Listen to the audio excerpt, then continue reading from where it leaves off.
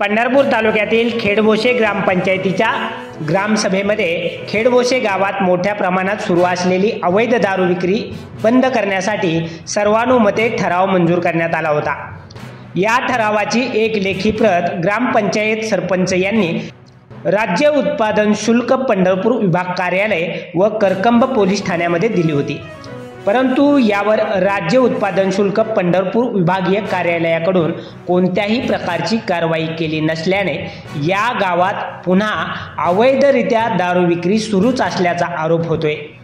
त्यामुळे आता या गावातील महिला राज्य उत्पादन शुल्क विभागाच्या पंढरपूर येथील कार्यालयावर बांगडी मोर्चा काढून निषेध करणार असल्याची माहिती खेडभोसेचे तंटामुक्त अध्यक्ष व सरपंच यांनी दिले।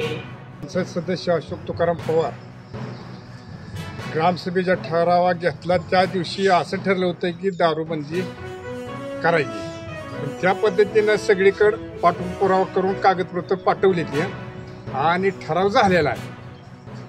तेव्हापासून पुन्हा बी गुपचूप चोरून विक्री होत होती। ती बऱ्याच लोकांच्या कानावर आलं, कुणकुण झाली। त्या संदर्भात तपासणी केली असता अधिकारी आलती पण सापडले नाही। मुद्देमाल सापडला नसल्यामुळे कोणावर कारवाई होऊ शकलेली नाही। पण पुन्हा नंतर एक दोघांजवळ सापडल्यानंतर त्यांना आम्ही समज दिलेला आहे। त्यांनी आज येऊन सांगितले आम्ही एकही थेंब दारूचा गावात विक्री करणार नाही। त्यामुळे इथनं पुढे तुम्ही मला सांगा, तिकडे द्या माहिती घ्या तिकडे।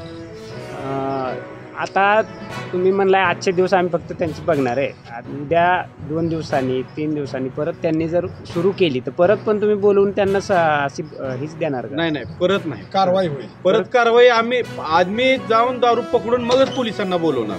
आम्ही आधी पोलिसांना नाही बोलवणार। तुम्ही कायदेशीर कारवाई आम्ही कायदेशीर आमचे आम्ही ग्रामपंचायत तंटामुक्ती सगळे आम्ही जाऊन त्या ठिकाणी जे मुद्देमाल आहे पहिल्यांदा आम्ही त्याला फोटो वगैरे व्हिडिओ काढून सगळं घेणार, तिथंच बसणार। पोलीस स्टेशन उत्पादन शुल्क सगळी मग बोलवणार।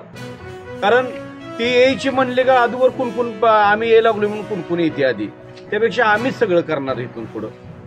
आत्ताच तुम्ही का केलं नाही? दिलं रे, गावातलं संबंध आहे तर मग सांगून बघितलं। भांडण लागलं कुणाला तर आधी माणूस म्हणतो लगेच मिटवायचं, गावातल्या गावात प्रयत्न असतो आमचा।